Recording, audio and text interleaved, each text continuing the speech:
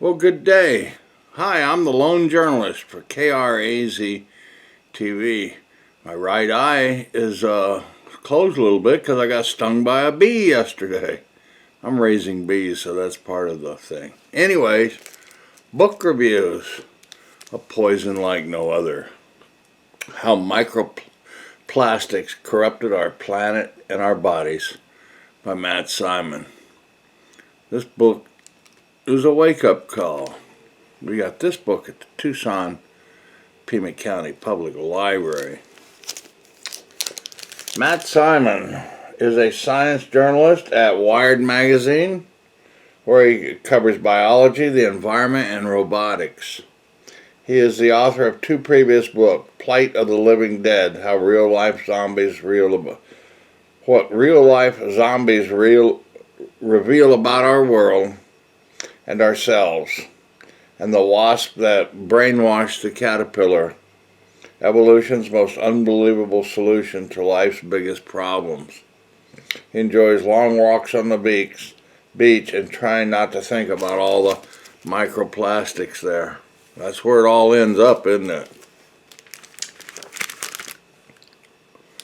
It's falling from the sky, and it's in the air we breathe. It's in our food, it's in our clothes, it's in our homes. It's microplastic, and it's everywhere, including in our own bodies. Scientists are just beginning to research how these tiny particles might threaten health, but early studies are alarming. In A Poison Like No Other, Matt Simon reveals a whole new dimension to the plastic crisis, one even more disturbing than plastic bottles washing up on shore and grocery bags dumped in landfills. Yeah, I don't like that myself. Dealing with discarded plastics is bad enough, but when it starts to break down, the real trouble begins. The very thing about makes plastic so useful and ubiquitous, its toughness means it never really goes away.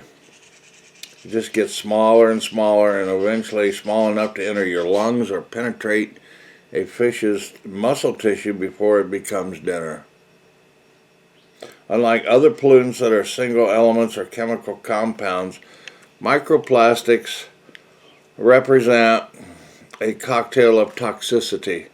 Plastics contain at least 10,000 different chemicals, many of which are linked to maladies ranging from diabetes to hormone disruption to cancers. A Poison Like No Other is the first book to fully explore this threat, following the scientists traveling to the end of the earth to understand the consequence of our dependence upon plastics.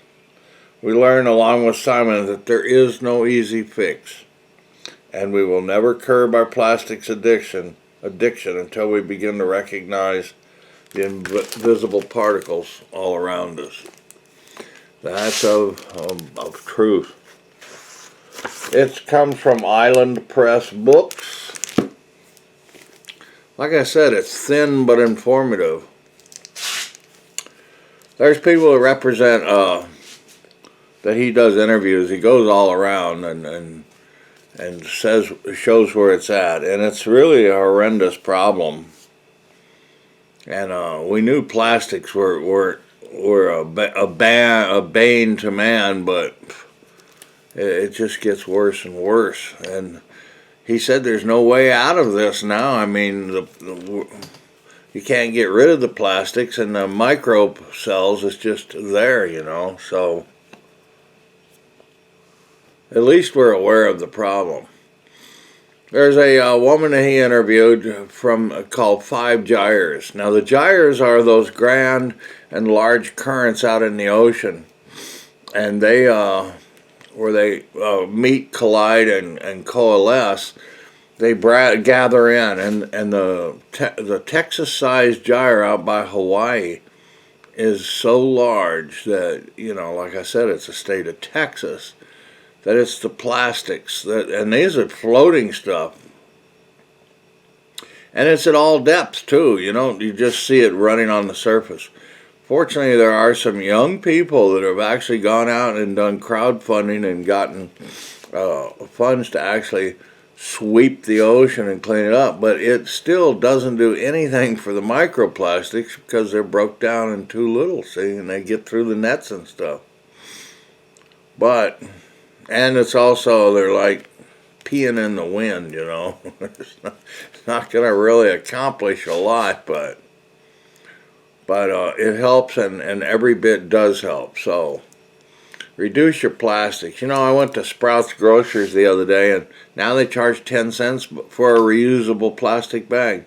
But I looked at the bag. I did buy one, but it's very durable, and it can be used 100 times. So instead of getting plastic bags each time, and that just bothers the heck out of me. Carry cloth bags, anything.